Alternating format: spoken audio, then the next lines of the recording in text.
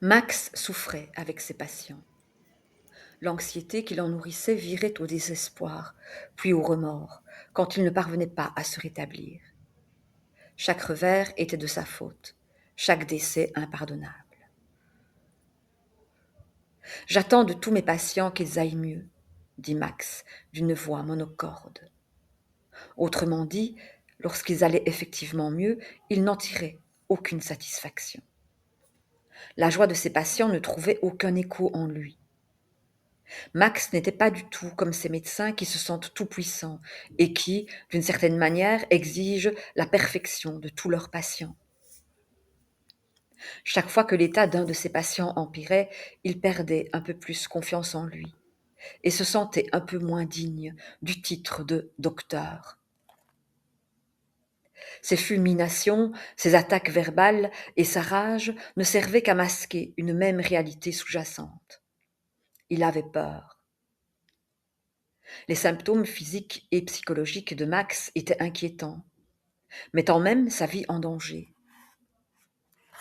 Au terme de notre investigation conjointe de son état, les causes de son affliction ne semblaient pas provenir de sa vie présente, ni de son enfance. Je lui expliquai alors la thérapie régressive, en précisant que l'important n'était pas de savoir si ce qui était perçu dans le passé était réel, ou s'il s'agissait d'une métaphore, d'un symbole ou de quelque chose d'imaginaire. L'important était de guérir. Or, l'état de nombre de mes patients s'améliorait. « Voulez-vous essayer ?» lui demandai-je. « Certainement pas, je vais probablement découvrir que j'étais un meurtrier armé d'une hache. » C'était peu vraisemblable, mais je n'allais pas me disputer avec lui. « Préféreriez-vous aller dans le futur, alors ?» Son visage s'éclaira.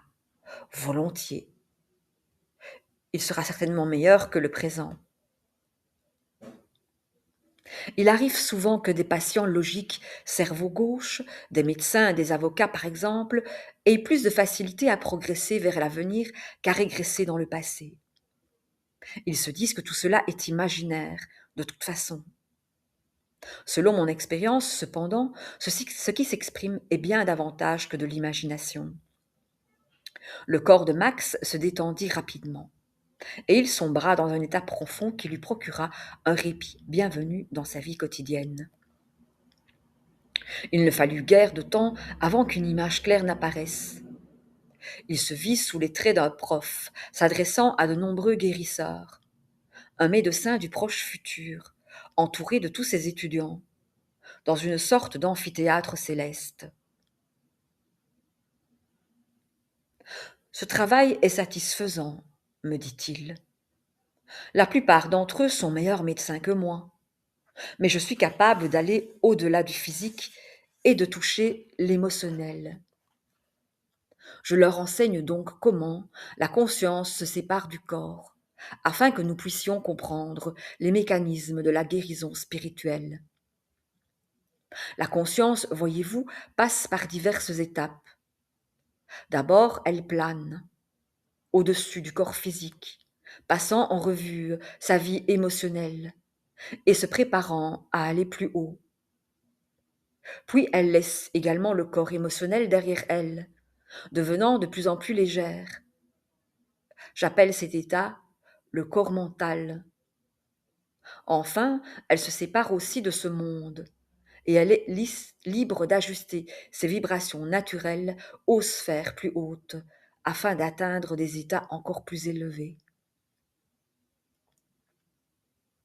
Il tourna sa tête dans ma direction, avec beaucoup de sérieux, m'instruisant en même temps que ses étudiants du futur, même si, dans sa transe hypnotique, il n'était pas conscient de ma présence.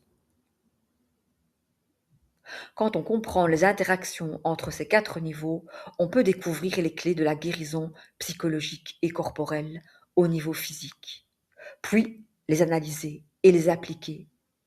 C'est là mon domaine de recherche, et la médecine en sera transformée à jamais. J'ai donné à mon cours le nom de « guérison multidimensionnelle des corps énergétiques ». Sa description était si claire, et elle corroborait tellement les visions d'autres de mes patients que j'en frissonnai. Son domaine de recherche était aussi le mien. La médecine en sera transformée à jamais, avait-il dit. C'était aussi ma conviction, même si je me gardais généralement de l'exprimer à haute voix. De nos premières séances, je gardais le souvenir que Max n'avait jamais lu de littérature New Age ou spirituelle. Il estimait que tout cela était de la foutaise. Aussi ne pouvait-il tirer ses idées de lectures antérieures. De religion méthodiste, il avait reçu une éducation religieuse normale, qui n'avait rien à voir avec les sujets et les concepts qu'il abordait dans le futur. Il ne croyait pas à la métaphysique. Il n'avait probablement jamais utilisé des termes comme guérison spirituelle ou corps mental de toute sa vie.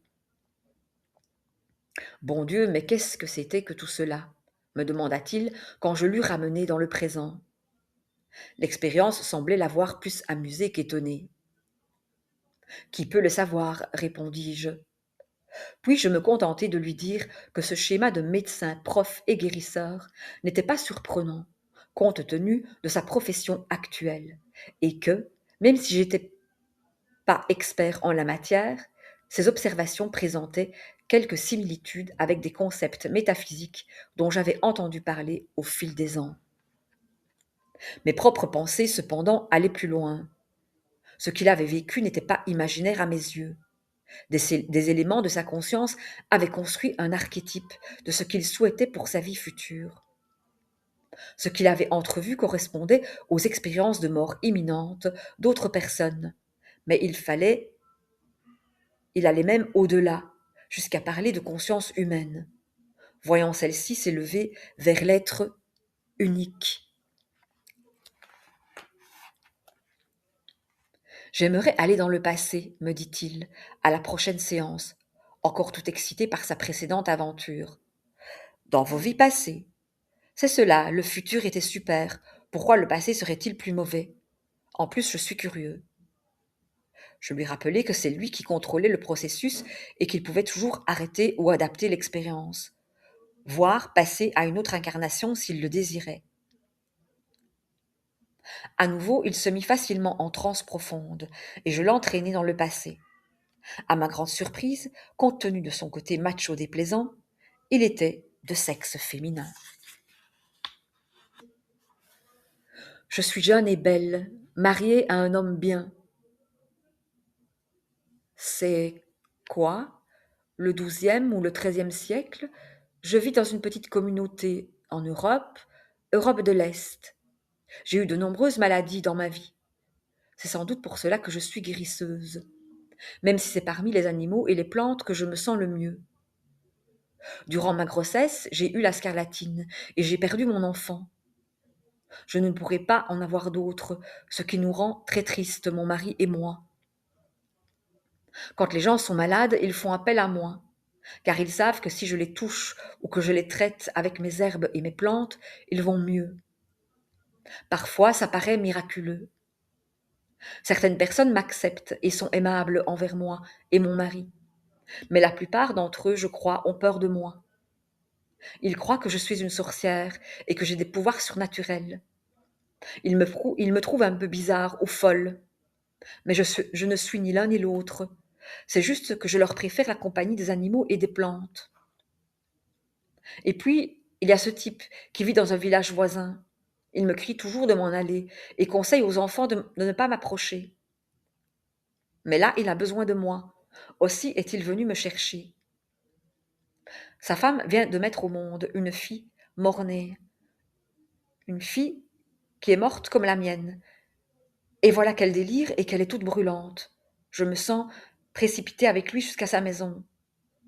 Sa femme est très malade. Elle a du mal à respirer et sa température est très élevée. Je mets mes mains sur son ventre, à la hauteur de l'utérus. Je sens une énergie familière se manifester dans mes mains. Un souffle d'énergie curative qui se transmet à elle. Je me sers de plantes et d'herbes pour traiter sa fièvre. Mais ça ne va pas marcher. Ça ne va pas marcher. Dans mon bureau, Max devient très agité. Il respirait très rapidement et son expression trahissait de l'anxiété. Il ne courait aucun danger en état de transe. Il n'y a jamais de danger pour personne.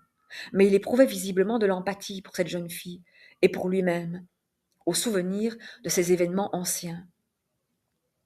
J'ai raison, dit Max, toujours en transe. J'arrive trop tard. L'infection a vaincu les défenses de cette pauvre mère.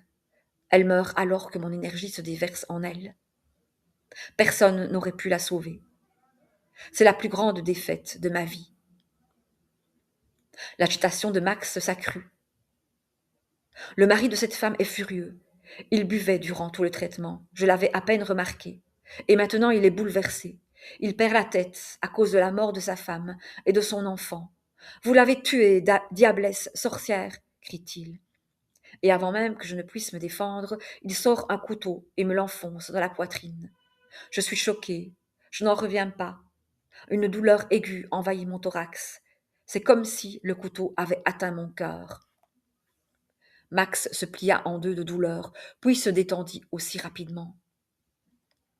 Je flotte maintenant, et quand je regarde vers le bas, je vois mon corps étendu par terre, dans la cabane de ce type. Tout est calme. Une lumière dorée brille dans le ciel et me touche. C'est une lumière thérapeutique. Je le ramenai dans le présent. Max avait vécu beaucoup de choses en une seule séance. Il ne s'était pas amusé cette fois, mais il n'en était pas contrarié. Il était pensif et sérieux, repensant à cette incarnation, quelques siècles auparavant. C'était sa vie, il le savait. Il était cette guérisseuse. Nous évoquâmes ses sentiments, tant actuels que passés, sa douleur physique, l'anxiété, l'empathie qu'il avait éprouvée pour cette mère mourante à l'époque, et celle qu'il ressentait maintenant pour cette jeune guérisseuse. Cette expérience était autrement plus émotionnelle que celle du chercheur du futur, passionné par l'étude de la conscience. Mais, soulignai-je, ce chercheur avait fourni à Max la clé pour accéder à sa vie passée. Désormais, il allait pouvoir utiliser cette vie passée, et notamment l'empathie qu'il avait éprouvée pour cette mère et pour la guérisseuse pour se guider dans le présent.